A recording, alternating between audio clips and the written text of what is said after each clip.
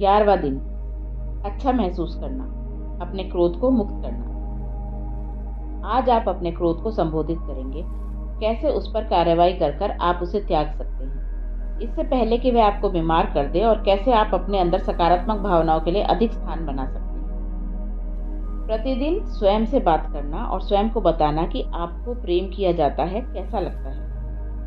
अपने आईने में देखें और कुछ पल निकालकर स्वयं को बधाई दें। आपने अपनी भावनाओं में गहराई से देखा है और अतीत से मुक्त होना शुरू कर दिया है।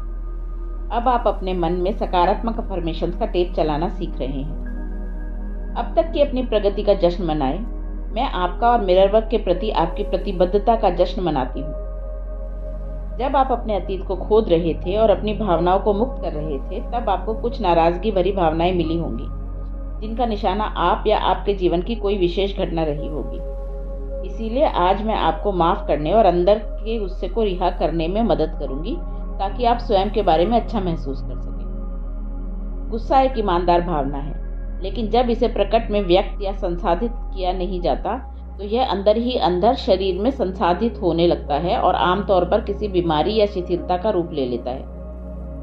हम आमतौर पर बार बार एक ही बात पर नाराज होते रहते हैं। जब हम नाराज होते हैं तो हमें लगता है कि हमें अपनी नाराजगी व्यक्त करने का अधिकार नहीं है, इसीलिए हम उसे निगल लेते हैं और फिर हम असंतोष, कड़वाहट या अवसाद का सामना करना पड़ता है। इसीलिए बेहतर यही होगा कि हम अपने गुस्से का सामना करें और जब भी गुस्सा आए उसे बाहर निकाल दें। यदि आपको अपना गुस्सा शारीरिक रूप से व्यक्त करने का मन हो, तो कुछ तकिए ले लें और उन्हें मारना शुरू कर दें।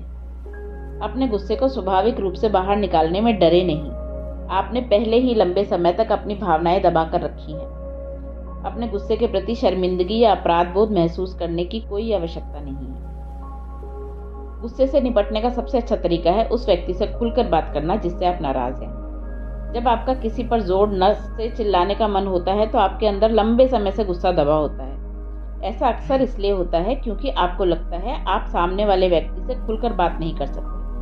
इसीलिए गुस्सा बाहर करने का दूसरा अच्छा तरीका है आईने में मौजूद व्यक्ति से बात करना। मिरर वर्क आपकी सारी भावनाएं बाहर निकालने में मदद करेगा। मेरी एक छात्रा को अपना गुस्सा बाहर निकालने में मुश्किल हो रही थी। बौद्धिक रूप से वह अपनी भावनाएं समझती थी, लेकिन वह उन्हें बाहर प्रकट नहीं कर पा रही थी।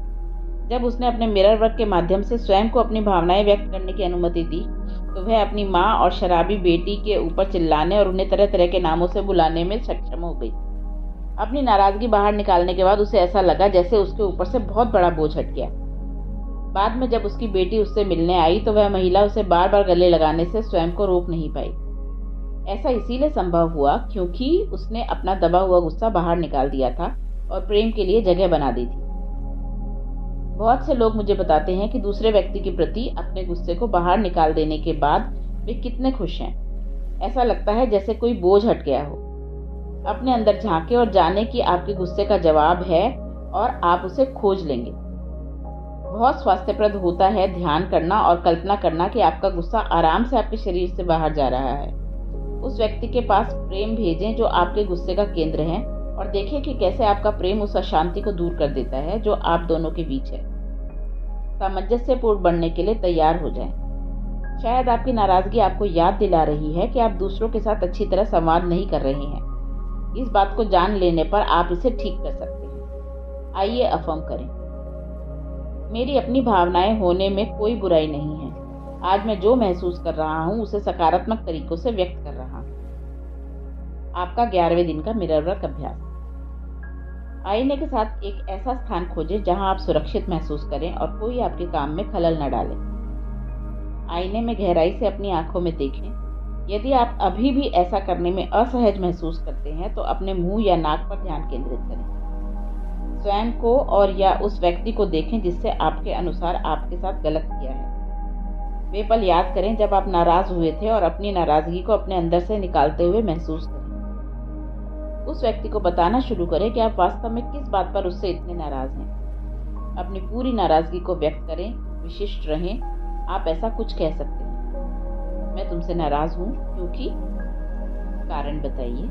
मैं आहत हूँ क्योंकि तुमने, मुझे बहुत डर लग रहा है क्योंकि तुम, कारण। आपको यह अभ्यास कई बार करना पड़ सकता है, इससे पहले कि आप सच में महसूस करने लगें कि आपको अपनी नाराजगी से पूरी तरह मुक्ति मिल गई है। आप किसी एक नाराजगी के एक मुद्दे पर भी काम कर सकते हैं और कई मुद्दों पर भी। वही करें जो आपको अपने लिए उचित लगे। शक्ति आपके अंदर है। आपका 11वें दिन का दैनिकी अभ्यास। क्या आप अपने जीवन के अधिकांश समय नाराज रहे हैं? ये कुछ प्रश्न हैं जिन्हें दैनिकी में लिखने से आपको इस अभ्यस्त नाराजगी की भावनाओं से मुक्ति पाने में मदद मिलेगी। मैं हर समय नाराज क्यों रहना चाहता हूँ? मैं ऐसा क्या करता हूँ जिससे एक के बाद एक ऐसी स्थितियां बन जाती है जो मुझे गुस्सा दिलाती हैं? मैं अभी भी किसको सजा दे रहा हूँ? मेरे व्यवहार में ऐसा क्या है जो दूसरों में मुझे चिढ़ाने की प्रवृत्ति को जगाता है?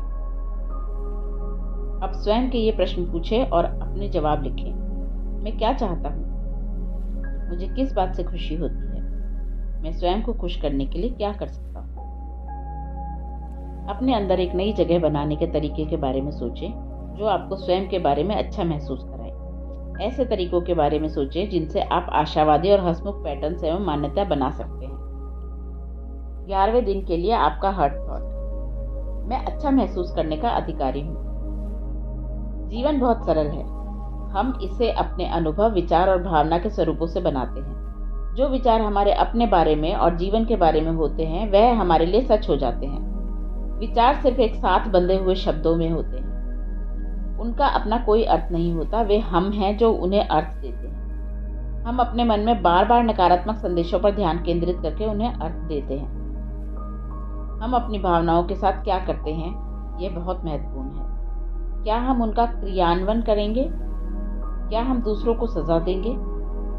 दुख, अकेलापन, अपराध बोध, क्रोध और डर सब स्वाभाविक भावनाएं हैं। लेकिन जब ये भावनाएं ऊपर आकर प्रबल हो जाती हैं तो एक जीवन भावनात्मक युद्धस्थल बन सकता है। मेरा वर्क स्वयं से प्रेम और सकारात्मक अफर्मेशंस के द्वारा आप स्वयं को पोषित कर सकते हैं और उन चिंताओं को दूर कर सकते हैं जो उस पल आपको परेशान कर रही हैं। क्या आपको लगता है कि आप अपने भावनात्मक जीवन में शांति और सुकून के अधिकारी हैं? आइए अफर्म करें, मैं अपनी चेतना के उस स्वरूप को मुक्त करता हूं जो मेरा भला होने में बाधक है। आपका 11वें दिन का ध्यान। आपका उपचारात्मक प्रकाश। अपने हृदय के केंद्र में गहराई से जाकर तेज रंगीन प्रकाश के एक छोटे से बिंदु को देखें। कितना सुंदर रंग है। यह आपके प्रेम और उपचारात्मक ऊर्जा का केंद्र है। प्रकाश के उस बिंदु को धड़कते हुए देखें। जब वह धड़कना शुरू करता है तो बढ़ने लगता है और आपके हृदय को भर देता है। इस प्रकाश को अपने पूरे शरीर से गुजरते हुए अपने सिर से लेकर अपने पैर के पंजों और उंगलियों तक फैलते हुए देखें। आप इस सुंदर रंगीन प्रकाश में अपने प्रेम और उपचारात्मक ऊर्जा के साथ पूरी तरह चमक रही हैं। अपने पूरे शरीर को इस प्रकाश के साथ थरथराने दें। अपने आप से कहें, अपनी ली हुई हर सांस के साथ मैं और अधिक स्वस्थ होता जा रहा हूं। इस प्रकाश को अपने शरीर से रोग को साफ करके जीवंत स्वास्थ्य लौटाते हुए महसूस करें। फिर इस प्रकाश को अपने अंदर से निकलकर चारों दिशाओं में फैलने दें ताकि आपकी उपचारात्मक ऊर्जा उन सबको छू ले जिन्हें उसकी जरूरत है। कितने सौभाग्य की बात होगी कि आप अपना प्रेम, प्रकाश और अपनी उपचारात्मक ऊर्जा को उन लोगों के साथ बांट पाए जिन्हें उपचार की आवश्यकता है। अपने प्रकाश को फैलकर अस्पतालों, नर्सिंग होम्स, अनाथालयों, जेलों, मानसिक चिकित्सालयों और निराशा भरी अन्य संस्थाओं में जाने दें और वहां उम्मीद, ज्ञान और शांति आने दें। उसे अपने शहर के हर उस घर में फैलने दें जहां भी दर्द या कष्ट है। अपने प्रेम, प्रकाश और उपचारात्मक ऊर्जा से उन लोगों को राहत दें जिन्हें उसकी आवश्यकता है। इस ग्रह पर एक ऐसे स्थान का चयन करें जिसे आप स्वस्थ करना चाहते हो। वह स्थान दूर भी हो सकता है और आपके बिल्कुल पास।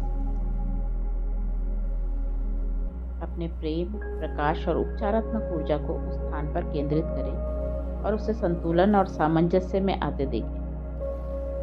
उसे परिपूर्ण होते हुए देखें। प्रतिदिन कुछ पल निकालकर अपना प्रेम, प्रकाश और उपचारात्मक ऊर्जा अपने चुने हुए स्थान पर भेजें। हम जो देते हैं वह कई गुना बढ़कर हमारे पास वापस आता है। अपना प्रेम दूसरों को दें और ऐसा ही है।